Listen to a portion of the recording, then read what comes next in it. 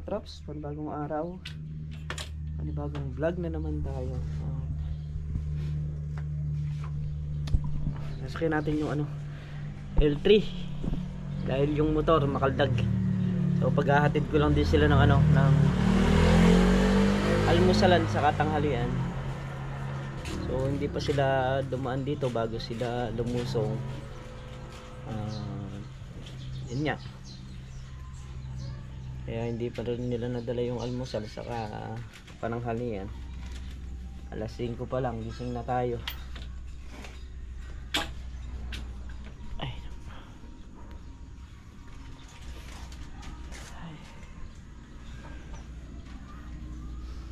Kaya kasi yung single yung sinakyan natin, pag kumaldag masakit. Hanggang ayun, dito na tayo sa bukid mga traps.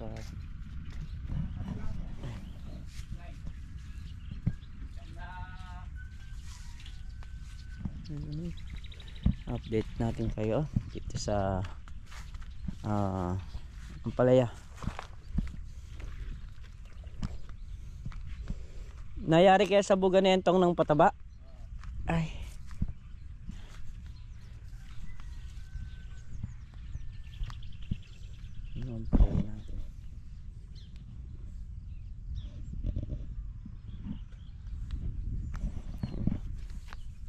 ito na huli pero lulusot.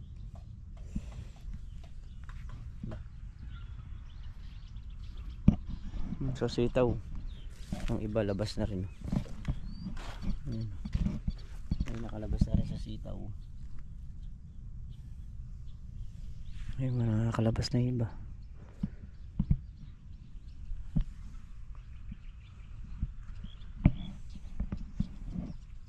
Didilig tayo ng daan.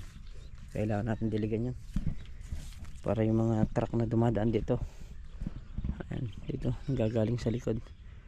Sabi sa akin Kuya Mayo, gagawa na sila ng daan dun hanggang ngayon wala pa rin.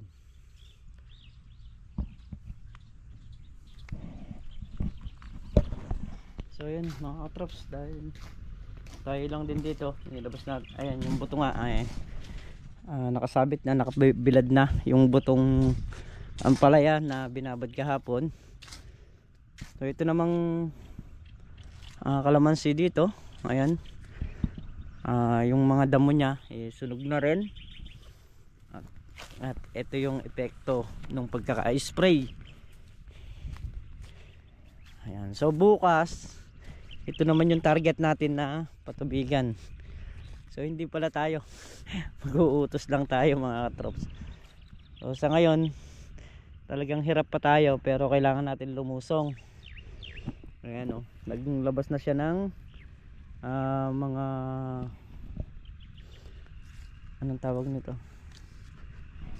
mga sanga, kumapal na. Ayan mapansin nyo. Bukas patubig ito, tapos hagisan ng pataba kasi nga ito na yung bunga nya. Ayan na, ayan yan na yung bunga nya. Malalaglag naman yan mga trops. Hindi naman natin kailangan pa yan. Ang kailangan ko lang lumabas dyan talaga itong mga sanga na to kumapal. At yung sa kabila naman, so hindi pa ganun kakapal, kaya yung patabang ginamit natin doon is ibang klaseng pataba. Hindi kagaya nito. Ang gagamitin natin bukas dito yung yung tawag nito, yung itim na nung dahon. At yung mga damo niyan pwede nang patubigan yan kasi sunog na. Ayun mga sunog na yung mga damo niyan, mga nagdilaw na, kaya saktong patay na siya, tutubigan. So hindi na ulit mabubuhay, na hindi nakakain ng patabayan. Palo, halos lahat talagang lumabas na yung talbusan niya.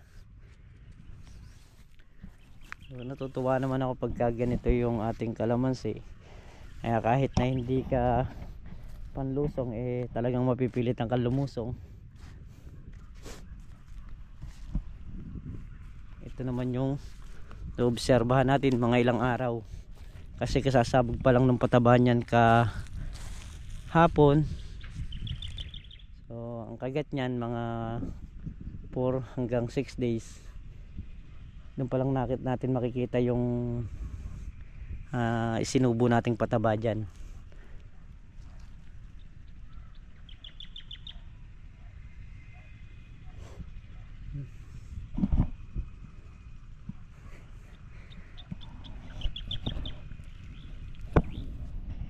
So ngayon talagang bawal ang pagbubuhat. Yun yung number 1 binawal sa atin. Tapos yun yung pagkakape, iwas tayo ng konti. So kaya naman ako nandito mga katrops, dahil dun sa mga truck na kung minsan mabibilis magsipagpatakbo, at lagi naman natin sinasabihan na nakikiusap tayo na pagdating dito sa may tapat ng ampalaya is magdahan-dahan naman sila. Gawa nga nung hindi naman biro yung puhunan nito, napakalaki rin ang puhunan. So nung minsan talagang bullshit na rin ako, sabi ko sa kanila kung gusto nila bayaran nila yung puhunan nung tinayo namin dito, hindi na namin itutuloy yung ampalaya. Bandang huli ayun, meron namang mamaneho rin naman kasi tayo, kaya alam natin na pwede ring magbagal pagtapat lang naman dito sa may halaman. So kaya naman kaya lang may mga bagong driver na pumapasok, yung mga humahakot. Nakita mo kung magpatakbo talagang wagas, kaya nakikita nila pag dinilig namin yung daan napeperwisyo rin sila, mahihinto rin sila. So unang una ako ayoko yung nakakaperwisyo ko, ayoko din yung napeperwisyo ko. Kasi bigayan lang, kasi pwede namang hindi ko diligan, lalo na kung dahan-dahan lang sila, hindi naman ganun kalakas yung alikabok, nandun lang din sa may daan. Kaya nga sabi ko, nagmamaneho rin ako at alam ko rin naman yung mayroong mabagal yung sasakyan nyo, kaya pwedeng pakibagalan na lang para magkasundo-sundo tayo. Kako nga ngayon kung ayaw nyo na mabagalan, pare-pares tayo, araw-araw mapeperwisyo rin sila. So yun, ngayon nagbabagal naman na sila. Kaya hinihintay ko pa yung gagawing daan doon sa may mangga na sinasabing doon talaga sila gagawa ng daan, kasi nga nagkukuwari dito sa may likuran. Ayan, dito sa may lugar na yan, sa may likod ng saging na yan, nagkukuwari sila. Ang sabi ko, isa lang din naman doon yung may-ari nun, so doon na sila dumaan sa may gilid ng manggahan na yon para hindi na nakakarating dito. At uubusin nga lang daw to mga 2 days, tapos doon na sila gagawan daan.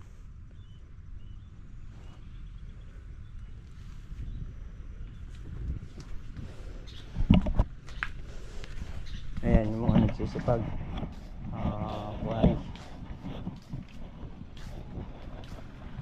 yung iba walang mga sakay ng lupa, siguro na paubos na.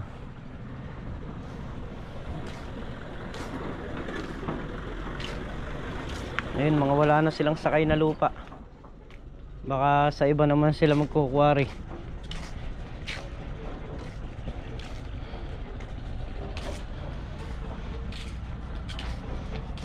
Ayan.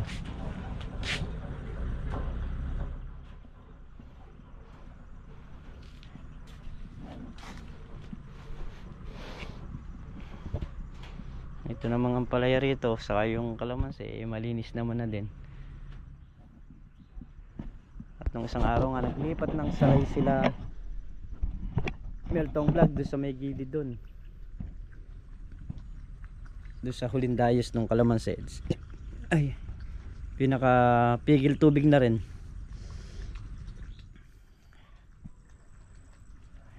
So hindi ako nagkakamali, gagawa sila ngayon doon sa kay paring Carlo, aasinta.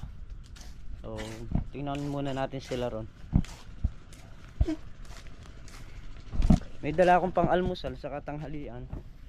Hindi ko naman maiwan dito gawa ng hotdog yung pang almusal. Ayun, hotdog saka itlog, tapos pang sigang na hokay dahil may puso nga ng saging. So hindi rin nailuto. Kaya naman babalik na lang natin. Ay.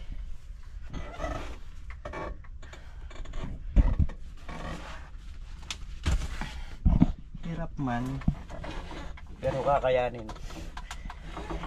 Nasanay tayo ng ano eh. Nasanay tayo nung talagang kahit anong kuwan mangyari, lulusong at lulusong.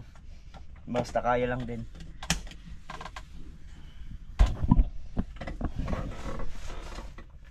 Ay. So kaya naman, kaya lumusong tayo. So punta muna tayo doon kay paring Carlo. Tingnan ko muna sila ron. So yung mga katraps, galing nga tayo dito kala paring Carlo at lulusong nga daw sila maya maya. Bubuhusan lang nila yung dalawang poste na ayun, yung nakaporma na yon. At nag-iwan na ako pambiling diesel dahil tutuluyan nga daw nilang patabaan yung mga kalamansi. At si Meltong Vlog din daw lulusong para magpatubig, ay magpa taba, no? So magsisilusong sila mamaya. Bukas may matira man nun, konti na lang.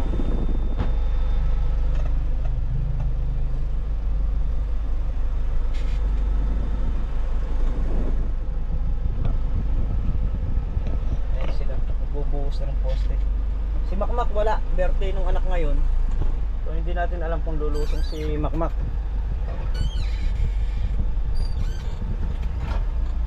Baka lumusong, baka hindi. Yan lang naman yun. Birthday daw ng anak ngayon eh. Baka ilalabas yung bata o ililibot. Kaya hindi siguro lulusong yun. So yun, habang nakatambay nga tayo sa bahay, wala tayong magawa. Ito, pinarawas ko si Makisig. Yun lang yung tanging paraan para hindi tayo maboring. Ayan. So sinong L3, lalagyan ko ng tubig yung sa wiper. Andyan lang. Ayan, saka yung motor lilinisin na rin natin. So pupunasan ko lang sandali si Kisig dahil nasa loob yung basahan natin. Ayan. Yun.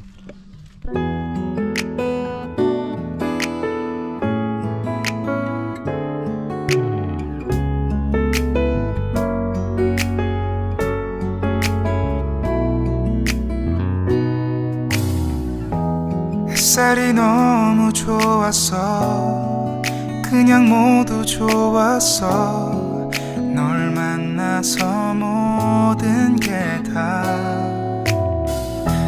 잠에서 깨어나서 휴대폰을 먼저 보게 돼 참 많이 변 Ayan mga traps, tayo nakayari na dito sa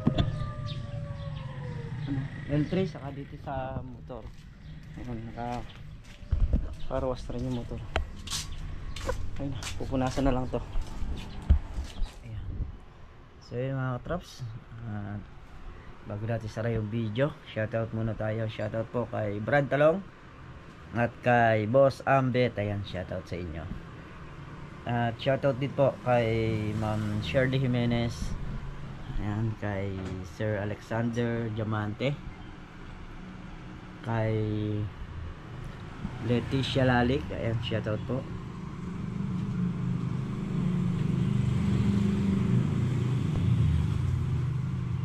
Kay Tita Mercy Jabar. Ayan, shoutout po sa inyo.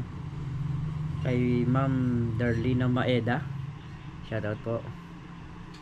Kay Sir mga katulegs, ayan, shoutout po. Kay Sir John Relucio, ayan, shoutout po sa inyo. Kay Sir Jobong, shoutout po. Kay Mang Mundo, ayan, shoutout po sa inyo. at kay Tita Marites Sabado. Ayan. So muli mga katrops, kita-kit tayo sa susunod na upload at mag-iingat po kayo lahat palagi. Bye bye po sa lahat.